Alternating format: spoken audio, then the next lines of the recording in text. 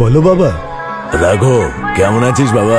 আমি ঠিক আছি বাবা। আমার ৭০তম জন্মদিন আসছে বাবা, নাতি নাতনিদের অবশ্যই নিয়ে আসিস। এটা তো ভালো খবর, আমি নিশ্চয়ই আসবো। ঠিক আছে বাবা।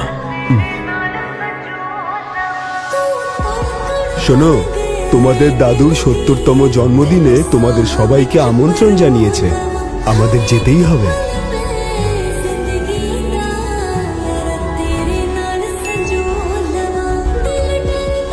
এক মিনিট।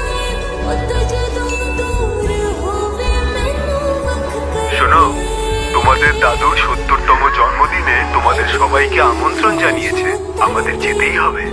নিশ্চয়ই বাবা। বাবা, আমি নিশ্চয়ই যাব তোমাদের সাথে। নিশ্চয়ই বাবা, আমি অবশ্যই যাব। অনেক বছর পর আবার সবার সঙ্গে দেখা হবে। শোনো, গাড়িটা এখানেই দাঁড় করিয়ে দাও। এই গাড়ি নিয়ে গেলে শো অফ করা মনে হবে, আমি এমনিই হেঁটে যাব।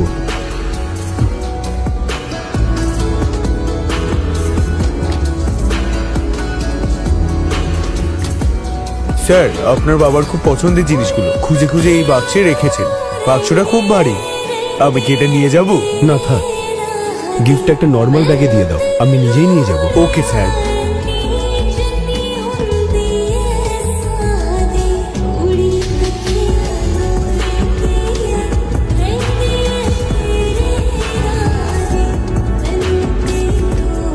স্যার, তুমি তাহলে বেরিয়ে যাও, আমি চলে যাব। Okay sir.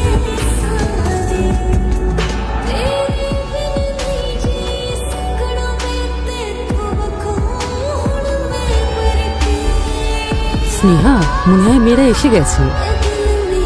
হাই।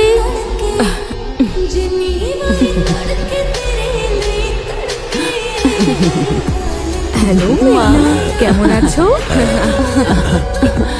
কেমন আছো? আমি ভালো আছি।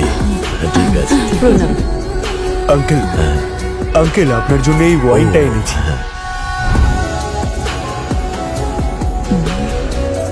আরে এইসবের কি দরকার ছিল? তোমরা যাও, ভিতরে গিয়ে একটু বিশ্রাম নিয়ে নাও। হ্যাঁ হ্যাঁ, যাও যাও।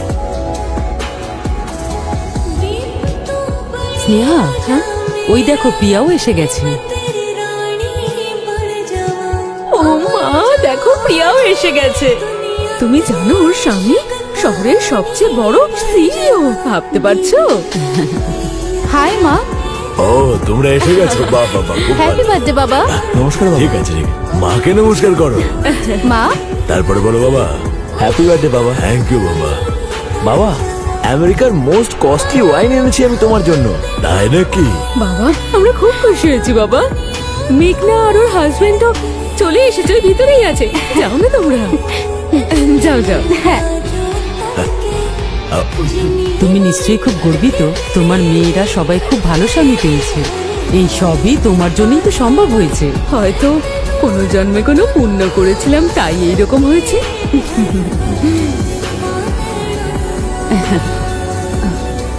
স্নেহা, ওই দেখো তোমার বড় ছেলেও এসে গেছে।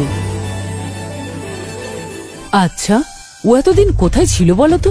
আমি তো ভেবেছিলাম আরো আসবেই না। কে জানে এখানে ওকে কে ডেকেছে।